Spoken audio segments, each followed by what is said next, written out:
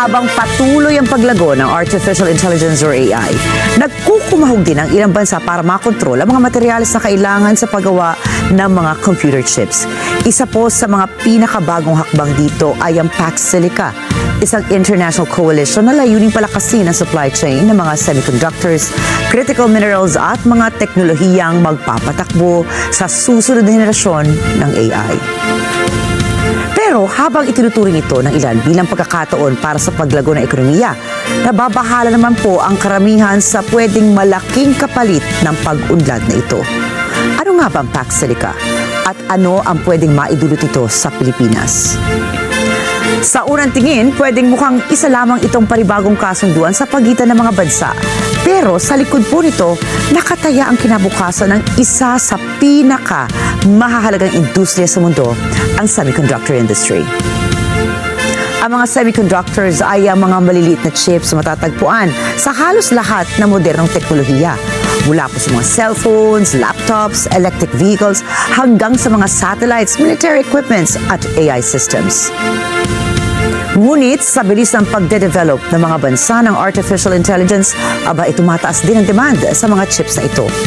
Dito na po pumapasok ang Pax Silica. Layunin nitong pag-isahin ang higit 30 bansa upang magkaroon ng mas matatag na supply chain para sa mga chips at mga minerals na kailangan sa paggawa nito. Kabilang narito ang Pilipinas kasama ang mga bansa katulad ng United States, ng Japan, United Kingdom, Singapore, Argentina, Chile at Kazakhstan. Iba-iba man ang kanilang papel, iisa lang po ang layunin. Ito ay tiyakin ang tuloy-tuloy na supply ng mga materyales para sa makabagong teknolohiya.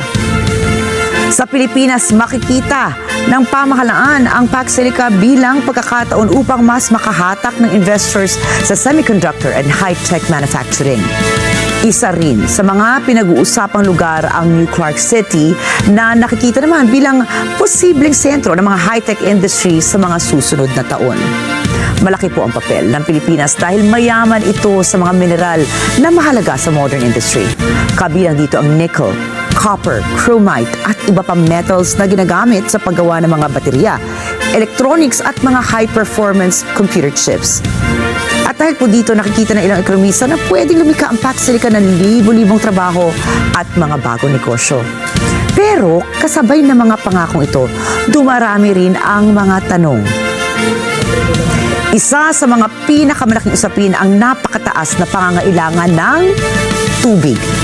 Base po sa mga ulat ng Estados Unidos at United Kingdom ukol sa mga data centers, kapag umiinit pala ang libo-libo servers sa loob ng mga pasilidad na ito, kailangan itong panatilihing malamig sa loob ng 24 na oras. At para magawa ito, kailangan ng at least 130 million liters ng tubig kada araw ang itatayong center para sa kanilang cooling system at iba pang mga proseso. Ang tubig na ito ay kadalasan nanggagaling sa mga local aquifers o yung mga pinagkukulan din ng tubig ng mga komunidad. Kaya ang tanong tuloy ng mga kritiko, kung mas dumami ang mga ganitong pasilidad sa hinaharap, magkakaroon ba ng sapat na tubig para sa mga tao? O mapupunta ito sa pagpapalamig lamang ng mga computers? Kamakailan lamang iniulat na nasa below critical level na po ang Angat Dam. Dahil dito, posibleng malagay sa alanganin ang supply ng tubig sa Metro Manila at mga kalapit na probinsyang pinupondahan nito ng tubig. Paano pa kaya kung magkaroon ng mga megastructures katulad ng nasa plano? Kasabay nito, nababahala rin ang ilang analysts dahil ang mga modern data centers na nagpapatakbo ng mga AI system ay nangangailangan ng napakalaking supply ng kuryente. Ayon pa rin sa mga ulat ng US at UK, kailangan ng itatayong data center ng 3 gigawatt ng kuryente o katubas po yan ng 16% ng capacity ng buong Luzon grid. Sa ganito kalaking supply, kaya nitong magpailaw ng tinatayang 600,000 na kabahayan. Ngunit matatandaan din na makailang ulit ng itinaas sa yellow and red alert ang Luzon grid, kung saan nakaranas ang ilang lugar ng malawakang power outage. Dahil po dito, nagdeklara pa ang pamahalaan ng State of National Energy Emergency. Kung kaya't marami tuloy nagtataka kung bakit papayagang maitayo ang ganitong proyekto. Sagot naman dito ng Department of Energy o DOE, pwede magtayo ng sariling power grid ang Pax Silica.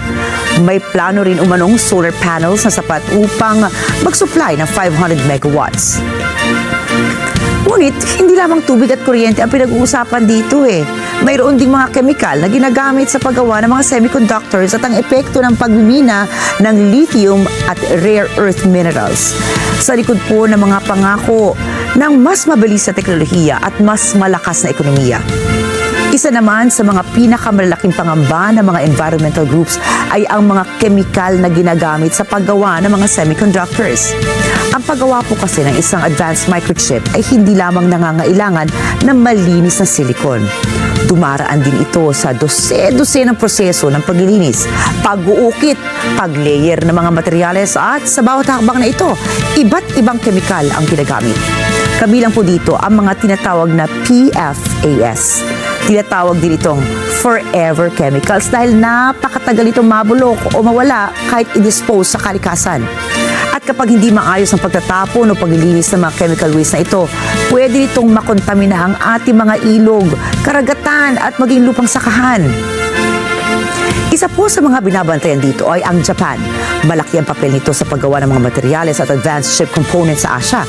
Ngunit, habang lumalaki ang produksyon, lumalaki rin ang hamon sa pag-manage ng toxic wastewater at mga kemikal na pwedeng umabot sa mga karagatan at mga pamayanan kung hindi mahigpit ang regulasyon. Ito po ang dahilan kung bakit patuloy na nagbabantay ang mga environmental watchdogs sa mga industriyang ito. Hindi lamang kasi mga pabrika ang sentro ng mga pangamba. Kasama rin po dito ang pagmimina. Upang makagawa ng mga baterya, high-performance chips at mga AI devices, kailangan ang mga minerals katulad po ng lithium and rare earth elements. Sa Argentina nga at sa Chile, isa sa mga pinakamalaking pinagkukunan ng lithium sa mundo. Malaking supply po ng tubig ang ginagamit sa pagkuha ng mineral mula sa ilalim ng disyerto. Ginagawa ito sa pamamagitan ng pagbomba mula sa ilalim po ng kalupaan. Pero ayon naman sa mga scientists at environmental groups, pwede itong magpababa ng groundwater level.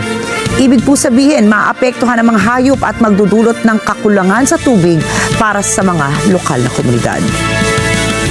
Samantala, sa Kazakhstan naman, nakatulad po ng Pilipinas ay mayama rin sa mga rare earth minerals. Matagal ng issue ang pagkakaroon ng heavy metal contamination sa ilang mining sites. Kapag hindi maayos ang pamamahala ng mga mine tailings, pwede pong kumalat sa lupa at sa mga daluyan ng tubig ang mga metal na delikado sa tao at maging sa kalikasan. Pero, kung ganito kalaki ang hamon, bakit hindi na lang itigil ang mga ganitong proyekto? Ayon po sa mga eksperto, hindi rin ganito kasimple ang sagot. Ang artificial intelligence, cloud computing, 5G network, self-driving vehicles at kahit ang mga makabagong kagamitang medikal ay umaasa sa semiconductors. Kung wala mga chips, pwedeng humina ang produksyon ng mga computers, telepono, mga satellite at marami pang iba. Kaya naman ang hamon ngayon ay hindi kung gagawa ba ng mga chip, kundi kung paano ito gagawin ng mas responsable. Samantala, ang naging sentro rin po ng usapin ang isang paalala na kumalat online, ang Do Not Eat Warning na madalas nakikita sa mga package pero ngayon ay iniugnay na sa Pax Silica. Mahalagang linawin na ang paalalang ito ay hindi nagsasabing delikado ang kasunduan o ang mga proyekto nito. Sa halip, isa itong metapora at protesta na nagsasabing pwedeng may mabuti itong epekto, ngunit dapat isaalang-alang ang mga panganib kapag ito ay nabuksan na. Sa huli, hindi maikakailang mahalaga ang Pax Silica sa lumalakas na AI race and high-tech industry. Para po sa Pilipinas, pwede itong magbukas ng bagong investments, mas maraming trabaho at mas malaking pagkakataon na makasabay tayo sa makabagong teknolohiya.